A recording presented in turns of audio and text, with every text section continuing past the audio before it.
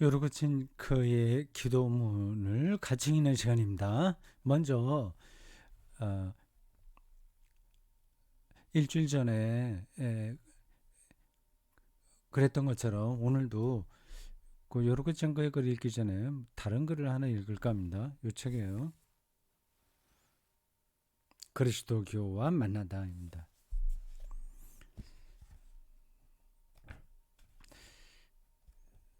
여러분들에게도 상당히 도움이 될 만한 그 책입니다. 그때도 제가 설명을 했을 것 같은데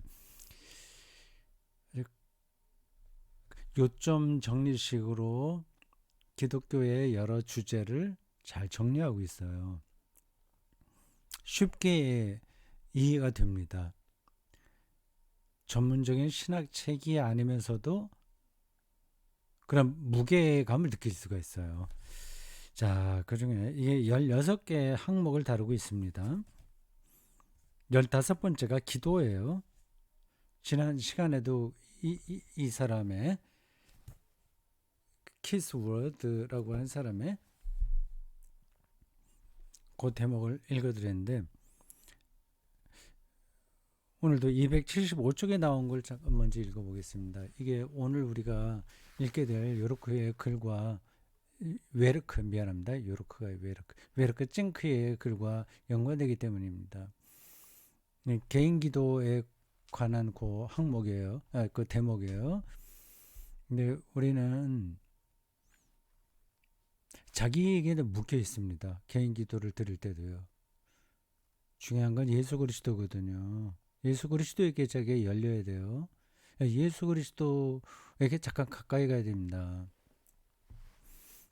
자기의 종교심을 드러내는 게 아니라 혹은 또 세속적인 자기의 욕망을 막 거침없이 또는 세련되게 드러내는 게 아니라 예수 그리스도의 뜻이 뭔가를 아는 게 개인의 자유기도에서도 핵심입니다. 275쪽에서 이렇게 말하네요. 그리스도교인들은 예수의 다양한 모습을 묵상한다. 말구유에 누워있는 예수, 엄마 품에 안긴 예수, 아이들을 부르는 예수, 사랑으로 가득한 자신의 심장을 보여주는 예수, 우리를 위해 십자가에 못 박힌 예수, 아버지의 오른편에 앉아 통치하는 예수 등 이 모든 심상을 통해 우리는 하나님의 인간성을 체험한다. 이를 묵상하는 가운데 우리 안에서 기쁨과 사랑이 일어난다. 그럴 때야 기도가 기도답게 나오는 거죠.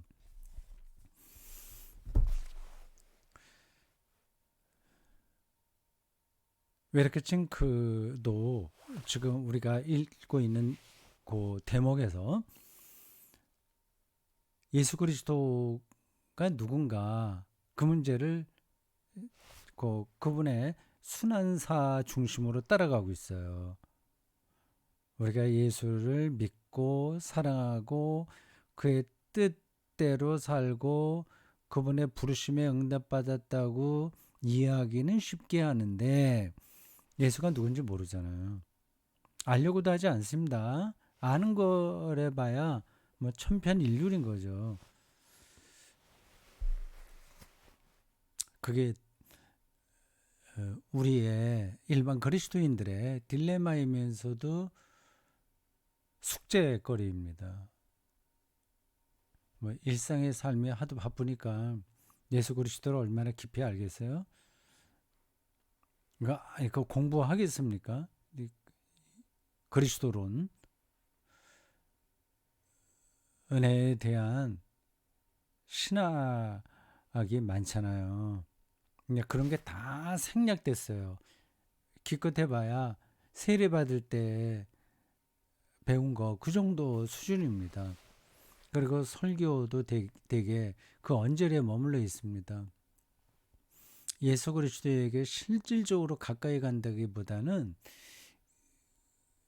그리스도인들의 종교성을 발현하는 방식으로 교회 생활이 진행되고 있습니다.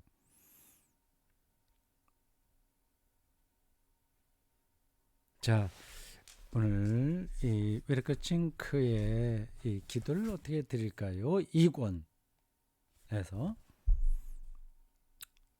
34쪽에 나오는 죽음으로써 죽음을 이기다는 제목의 글을 읽겠습니다.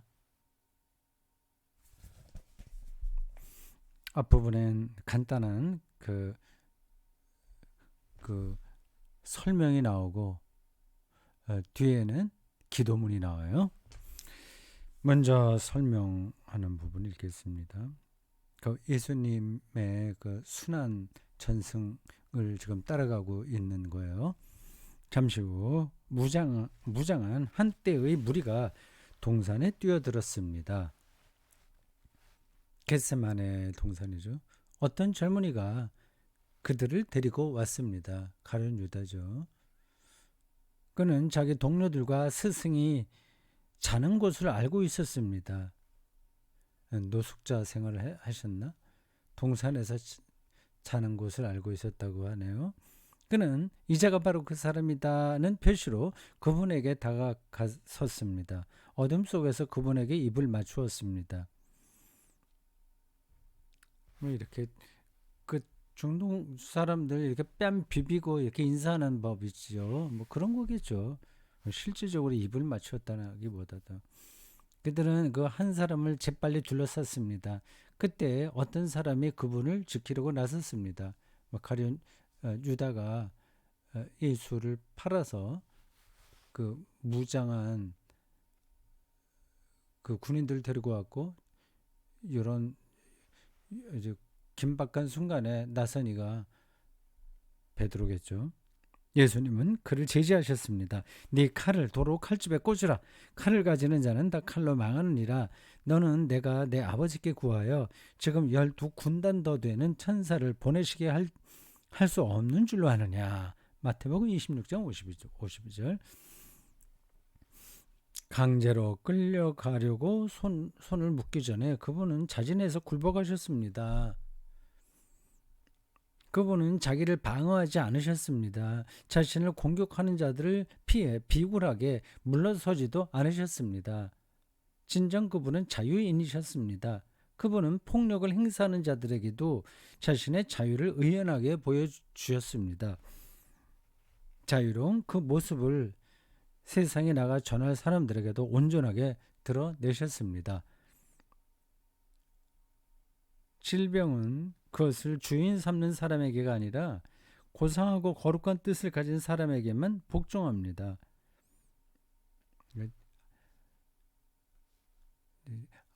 아픈 거예요. 질병. 아파서 계속 거기 끙끙 앓고 하는 사람들에게는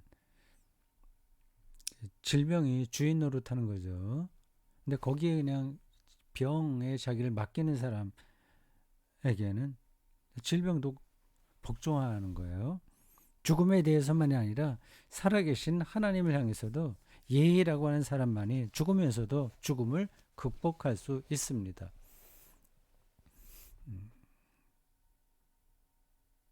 예, 저런 경지에 들어가야 되겠죠.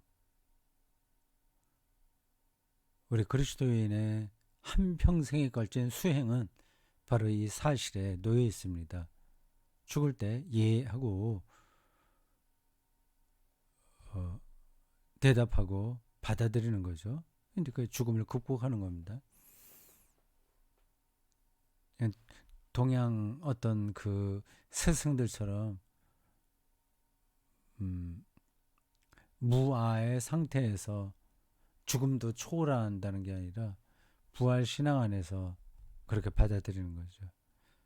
사람은 위로하는 언어를 통해서만 미래를 향해 나아가는 것이 아닙니다. 사람은 피할 수 없는 자신의 죽음을 통해서 자신의 미래가 열리리라는 것을 믿을 때 비로소 자유로워집니다.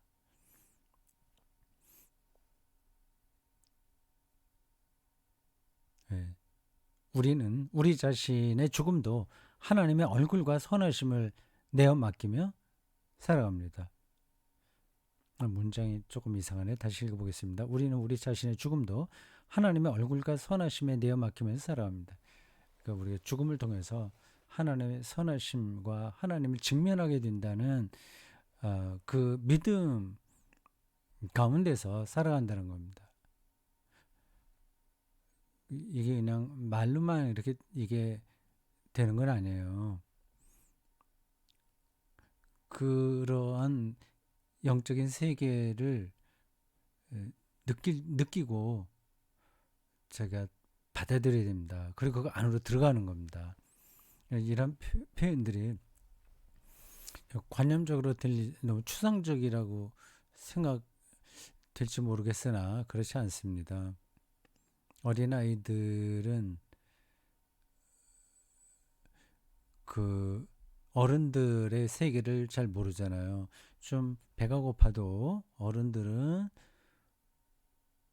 좀 있으면 다시 또 먹을 때가 온다. 우리 생각하고 참잖아요. 그래서 아이들을 타이를 수 있습니다. 근데 아이들은 배고픈 건 못 참아요. 비유적으로 말씀드리는 거예요. 자기가 배고픈 걸 못 견디는 사람이 그 배고픔마저도 잘 견디는 사람을 향해서 저 친구 좀 이상해. 제정신이 아니야. 이렇게 말하는 건 좀 웃기는 거 아닙니까? 여기 어떤 사람의 글을 인용했습니다. 예레미야스 고트 헬프라고 하는 사람이에요. 독일 사람이겠죠. 독일 사람 이름입니다. 예레미야스 고트 헬프.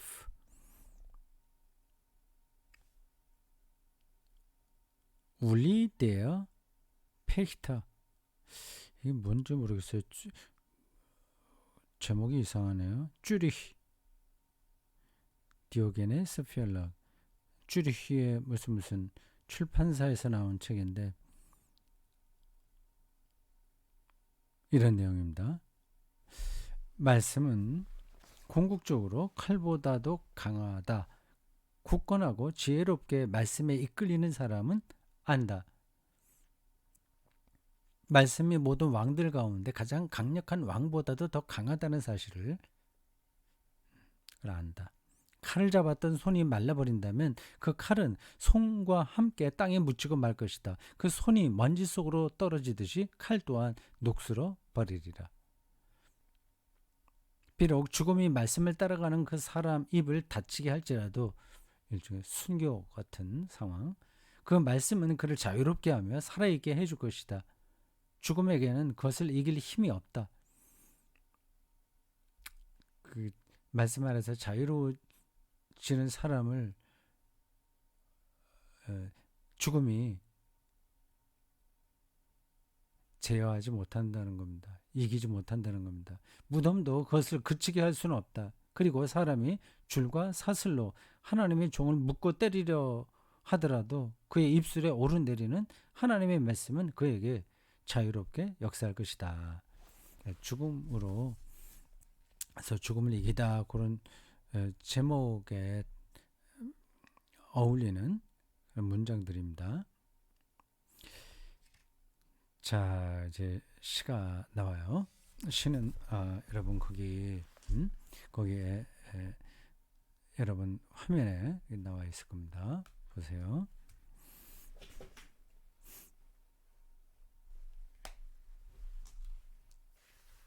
저는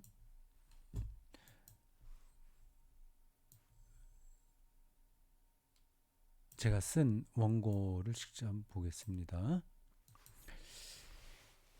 먼저 쭉 읽어보겠습니다. 예수 그리스도요. 나는 자유를 찾고 있습니다. 이 사실을 주님께 구합니다. 이는 내가 포로인 까닭입니다. 나는 내 소유인 수백 개 사슬에 묶여 있습니다. 그러므로 나에게는 아주 적은 자유밖에 없습니다. 나는 살고 싶습니다. 나는 내 자유에 고유한 의지의 포로입니다. 그래서 나는 나 자신을 방어합니다. 그리고 충격으로부터 벗어나려 합니다.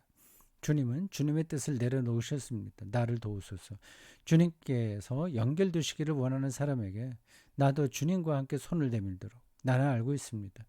정체성 없는 운명이란 없으며 세속의 힘에 그들이 묶여 있을 수 없음을, 그들과 연결되는 분은 오직 주님뿐인 것을 나는 주님을 신뢰합니다. 주님께서 나를 주님과 연결시켜 주셨기 때문이 아니라 주님이 나를 붙드셔서 나를 자유하게 해주셨기 때문에 두려워하지 말아라 하시는 주님의 음성을 나는 듣습니다. 주님은 내 걱정 근심을 아십니다. 주님께서 이렇게 말씀하실 때 나는 주님을 신뢰합니다.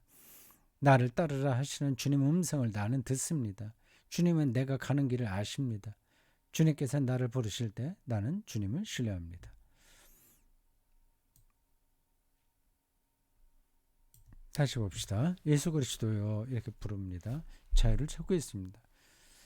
예, 자유가 우리 그리스도교 신앙에서도 핵심입니다.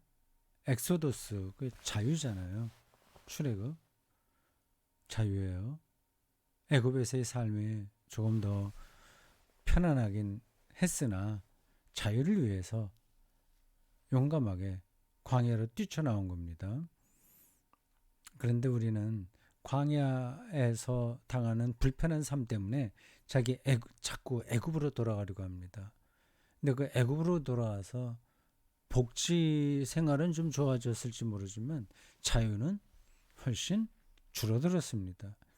그 애굽의 체제를 따라가지 않으면 우리가 거기에 살아남을 수가 없기 때문입니다. 자본주의라는 이 체제가 애굽 제국의 체제와 똑같은 거죠. 이 사실을 주님께 고백합니다. 자유를 찾고 있다. 이게 자유의 근본이 뭐냐 하는 것을 알지 못하면 그냥 뭐 돈 많으면 자유롭지 생각하죠. 그럼 애굽 생활이 더 좋은 겁니다. 내가 포로인 까닭입니다. 이게 자유가 자유롭지 않은 거죠. 포로인 거죠, 지금. 근데 겉으로는 아닌 것 같은데 실제로는 포로예요. 내 소유인 수백 개의 사슬이 묶여 있습니다. 내 가지고 있는 거, 소유, 뭐 사회적인 지위, 뭐 집, 이런 것도 사실은 다 우리를 얽매이는 사슬이죠. 아파트 값이 막 폭등하거나 폭락하거나 이럴 때 뭐 막 정신없지 않습니까? 거기에 해당하는 사람들은 뭐 직접 해당하지 않는다고 하더라도 굉장히 삶이 불편해지는 거예요. 그건 사슬에 묶이는 겁니다. 그러므로 나에게는 아주 적은 자유밖에 없습니다. 자유의 본질을 예수 그리스도와의 관계에서 알아야만, 그걸 알려면 뭐 출애굽을 비롯한 구약 신구약 선서 전체를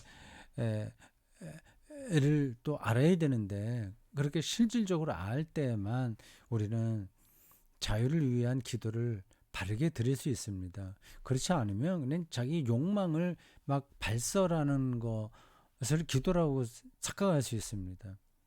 그리고 또 그렇게 가르치기도 해요, 교회에서. 근데 그렇게 하면은 좀 심리적으로는 뭔가 카타르시스가 되니까 뭐 좀 뿌듯하긴 합니다. 소나무 뿌리를 몇 개 뽑는다는 식 말입니다. 사람이 심리적으로는 힐링이 되는 거예요.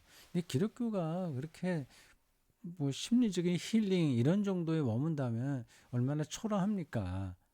그건 아니거든요. 나는 살고 싶습니다. 생명을 얻고 싶다는 뜻입니다. 나는 내 자신의 고유한 의지의 포로입니다. 내가 뭘 어떻게 하고 싶다 하는 그 의지 위에서는 소유라고 얘기했고 여기는 의지라고 했는데 두 개 다 우리가 세상에서 살아가는 삶의 증거들이에요. 내가 하고 싶은 대로 하려고 하는 거 거기에 포로가 되는 겁니다. 근데 그게 하고 싶은 게 잘 안 되면 뭐 없이 이제 불편한 거죠. 그럼 포로인 거죠. 그래서 나는 나 자신을 방어합니다. 충격으로부터 벗어나려고 합니다. 자기 의지가 실현되지 않으면 계속해서 자기를 방어하고 그걸 실현하려고 하고 그 안 됐다고 하는 충격으로부터 벗어나려고 하고 그런 갈등 가운데 있습니다. 뭐 일반적으로 많이 그렇죠. 그런데 세 번째 연에서 이렇게 기도가 나갑니다. 주님은 주님의 뜻을 내려놓으셨습니다.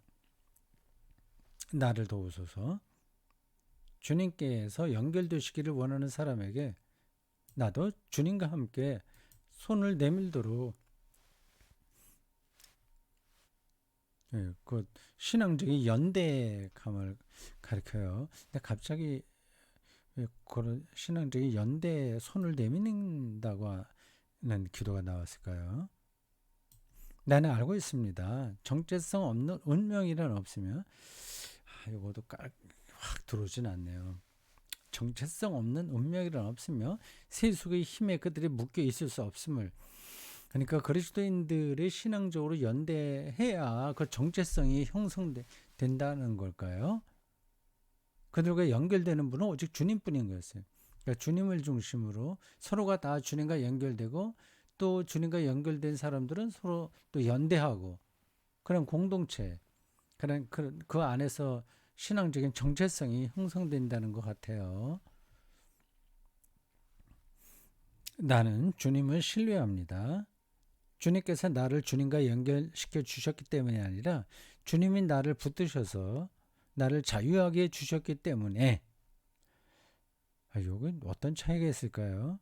연결시켜 주신 거하고 나를 붙드신 거하고, 붙드셔서 근데 연결시켜 주었다는 거하고 나를 붙들었다고 하는 건 같은 이야기인데, 자유하게 해 주셨기 때문에 신뢰한다 하는 게 이게 차이겠죠. 근데 그래도 그 문장이 그렇게 깔끔하지는 않습니다. 나는 주님을 신뢰합니다. 신뢰합니다. 그러니까 나를 내려놓아도 자유를 얻을 수 있다는 거를 예수 그리스도의 관계에서 연결 가운데서 알고 경험하게 됐다는 거 아닐까요? 하여튼 그 문장이 깔끔하지 않아서 내가 이해력이 부족해서 그런지 접어두고, 핵심은 주님께서 나를 자유하게 해주셨기 때문에 나는 주님을 신뢰한다. 두려워하지 말아라 하시는 주님의 음성을 나는 듣습니다. 주님은 내 걱정 근심을 아십니다. 예, 그렇죠. 그 소유, 의지의 포로라고 하는 걸 아시는 거죠. 주님께서 이렇게 말씀하실 때 나는 주님을 신뢰합니다. 두려워하지 마라. 그런 것에 두려워하지 마라.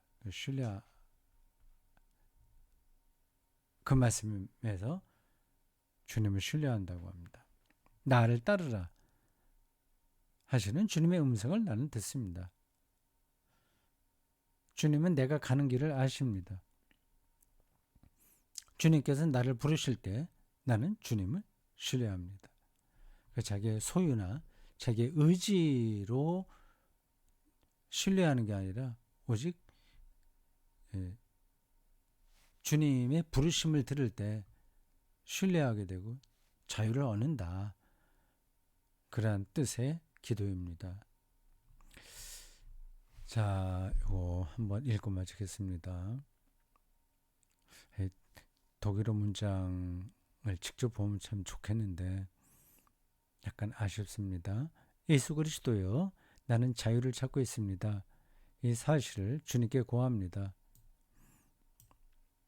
이는 내가 포로인 까닭입니다. 나는 내 소유인 수백 개의 사슬에 묶여 있습니다. 그러므로 나는 아주 적은 자유밖에 없습니다.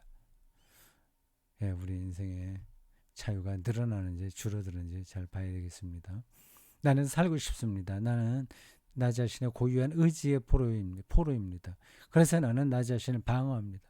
포로이고 방어하고 벗어나려고 하고 그 충격으로부터 벗어나려 합니다.